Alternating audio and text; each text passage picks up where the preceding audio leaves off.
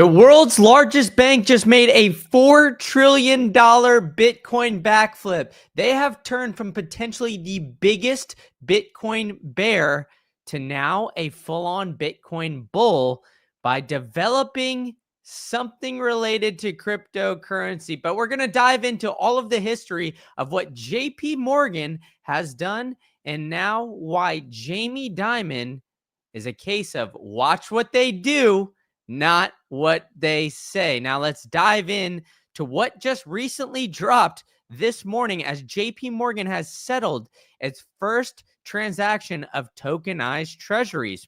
So in what is a landmark development for the industry, JP Morgan has officially settled its public transaction of tokenized treasuries. The financial institution went beyond the walled garden of its own blockchain technology in a landmark settlement. So this $4 trillion asset manager, who has now been trusted by all of its clients to transact, hold, and move forward with all of their clients' wealth, whether it's through their banking accounts, through its asset management, is now all in on Bitcoin and the blockchain industry. But why is this so special? It's not just special because JP Morgan is the largest bank and bank holding companies by market cap. If you look at it here, it's not just because of that, the number one in the world. It's because of what we've seen from Jamie Dimon, the CEO of JP Morgan previously. It's showing that Donald Trump's influence and his cabinet's influence on everything that they are doing is dramatically changing the landscape of everything one day at a time. So as I was discussing here, Jamie Dimon has come out and said the most bearish things about Bitcoin. In fact, this even happened earlier this year where Jamie Dimon has said Bitcoin has no intrinsic value, but they're developing their own blockchain technology. He's even said it's used heavily by sex traffickers, by money launderers, and ransomware. So I just don't feel great about Bitcoin. But it's really interesting because there was a very famous person who recently got arrested put in jail, and recently passed under shadowy circumstances that held their entire net worth with JP Morgan. Now, many of you guys might know who I'm talking about, but I'll keep it quiet here just for the YouTube algo. But if you look at the facts here, Jamie Dimon has essentially been the most bearish person ever. In fact, he's been talking about Bitcoin for a very long time. And look at this. If you invested $1,000 in Bitcoin when Jamie Dimon said he would fire employees in a second for holding Bitcoin, here's what you have to say today. Look at this. This is from September 2024. He recently vocally opposed the cryptocurrency over years, while Jamie Dimon's stance changed slightly with JP Morgan now owning Bitcoin through ETFs. His comments about the death of cryptocurrency sector live on. So what happened? Jamie Dimon made likely some enemies in the cryptocurrency statements. He's been talking about Bitcoin since 2017. It's insane. This guy has referred to Bitcoin as being stupid and dangerous. And now look at what they're doing. They're utilizing Bitcoin and the technology for it to settle public transactions in these tokenized treasuries. So they're seeing the revolution of what Bitcoin is changing. Now, Bitcoin is absolutely revolutionizing markets, right? And I think Donald Trump essentially tweeting out that there was going to be a Bitcoin strategic reserve and all of this on a Sunday night is the start of it, right? Because traditional finance essentially didn't have access to the markets at that time. So we saw Bitcoin skyrockets in flight all the way up on a Sunday night off of this news. And basically, the traditional financial world had their hands locked in handcuffs behind them, where they weren't able to transact, they weren't able to trade, they weren't able to go about this. So the tokenized securities is essentially revolutionizing the way that traditional finance is going to be. And Bitcoin has been dramatically changing all of that. It's in fact been forcing these guys to pay attention. Bitcoin's price has more than doubled in the past year. And look, this is when it was fell below $92,000. And Bitcoin in the use of illegal activities. A report by Chainalysis found that bad actors are turning cryptocurrencies to carry out crimes. They are cross-border, virtually inconsistent. Yeah, but he's been continually saying and bashing cryptocurrency as a fraud, a Ponzi scheme. He said that the CEOs linked it to smoking. I applaud your ability to buy and sell it, just like I think you should have the right to smoke, but I don't think you should smoke. So he's starting to back off a little bit, and I think that's because of what he's seeing. He's seeing this revolutionary market start to really make waves, right? So it's ridiculous. He's been saying that there's no value in Bitcoin, right? Why are they saying there's no value in Bitcoin? But like I've said, watch what they do, not what they say. JP Morgan quietly tipped Bitcoin for a $7.5 trillion Donald Trump earthquake. And if you look at just where Bitcoin is by their market cap, well, that would be over a 3x increase at this point in time, making it the largest asset in the world just behind gold, literally doubling up Microsoft as the biggest asset by market cap. And those aren't just bullish green candle hopium here. This is JP Morgan, the world's largest asset manager on the planet. And this is from October 8th, 2024. So this is before Bitcoin hit that $100,000 mark. This is before Bitcoin crossed that $2 trillion mark in asset cap and market cap, excuse me. Look, this was when it hit the all-time high of 70,000 euros, dropping back to around 60,000 USD. They're calling it the crypto Cold War, but they're seeing the writing on the wall. They're seeing of what we are all seeing here. The current administration is extremely bullish on Bitcoin and everything forward. So as I've been stating throughout this whole time, it's essentially a play of watch what they do, not what they say. Now, why is Jamie Dimon doing all of this? Right? We've seen banking in the banking industry just continue to double and triple down. Right? I mean, I've gone over in a previous live streams about BlackRock's IBIT ETF largest holders. One of them, or the largest holder, is Goldman Sachs. So why is Goldman Sachs one of the largest holders if it's just baloney? There's no intrinsic value. Tell me, Jamie Dimon. JP Morgan is also a holder of this. So even though it's a Ponzi scheme, excuse me, and it draws the industry in awe, he's been a huge critic of Bitcoin. So it's absolutely ridiculous that he's just been so bearish and has kept this negative stance.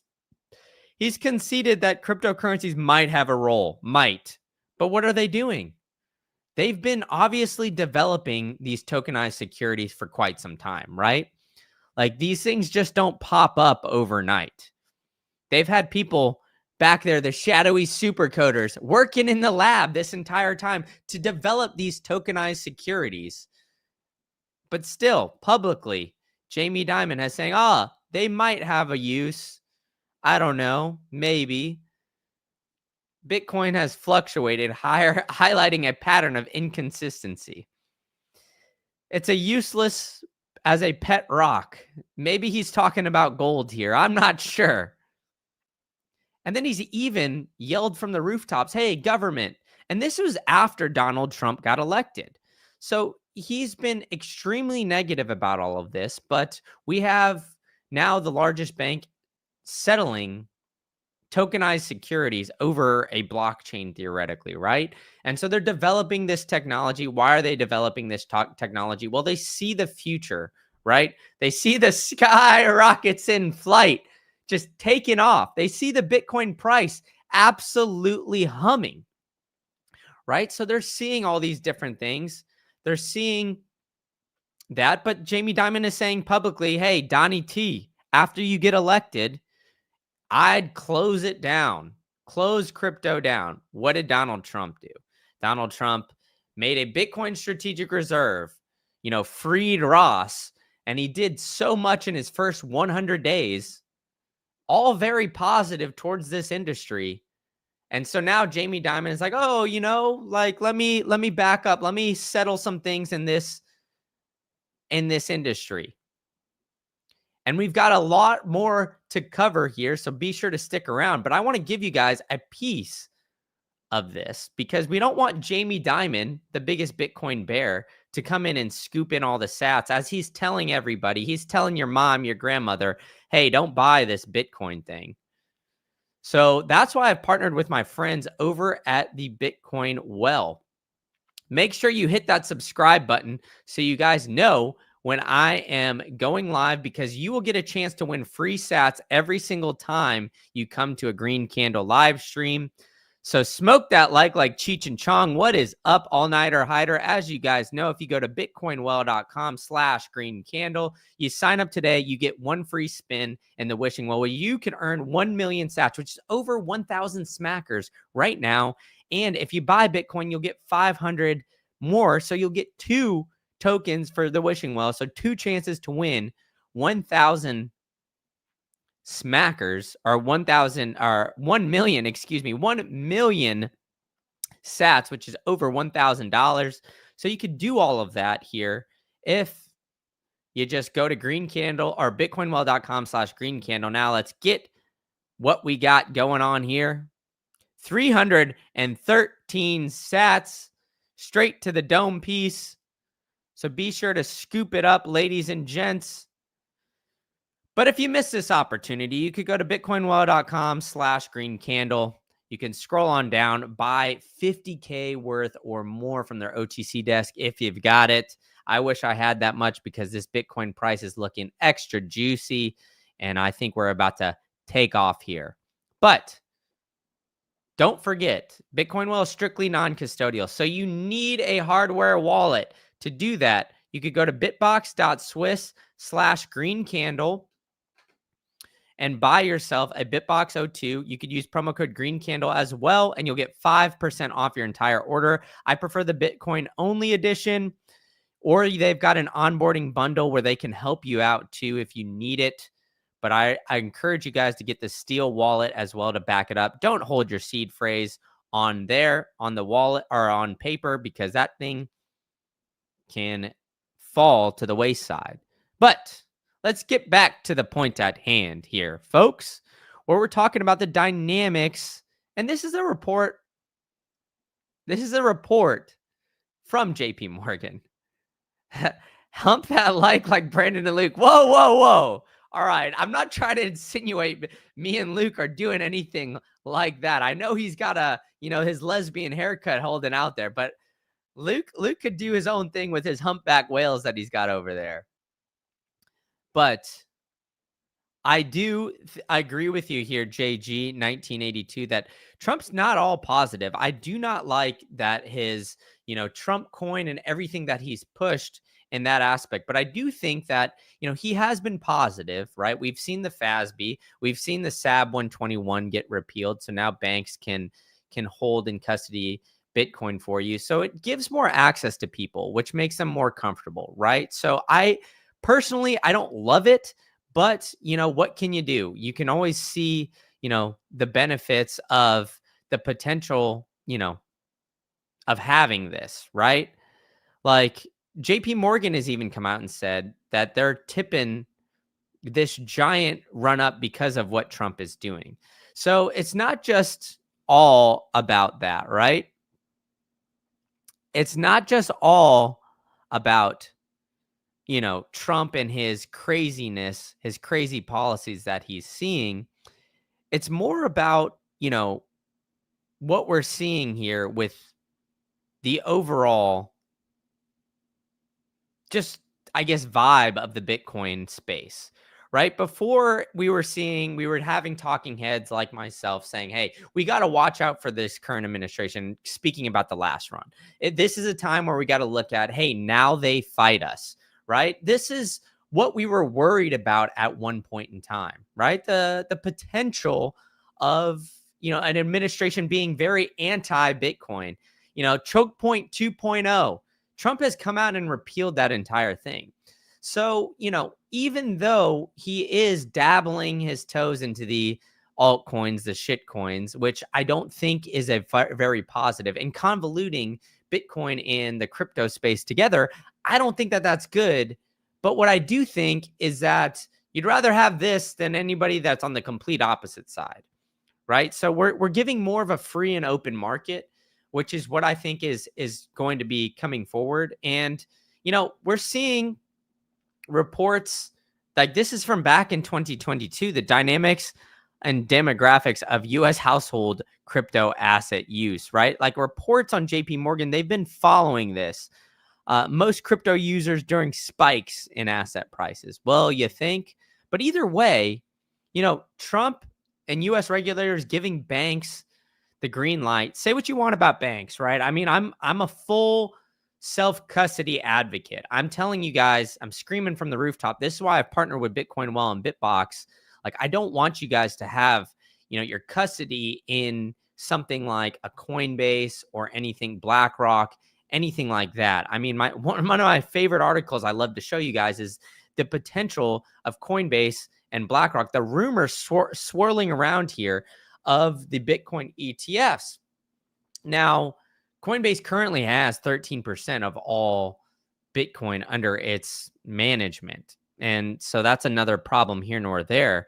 But either way, I think, the US regulators now being more advantageous, more, I guess, taking the handcuffs off, so to speak, of that. I mean, I think, I think that Michael Saylor has said it best, that banks, when they start lending on your Bitcoin, banks, when they start, allowing you to hold Bitcoin, I think that this is massive, right? So,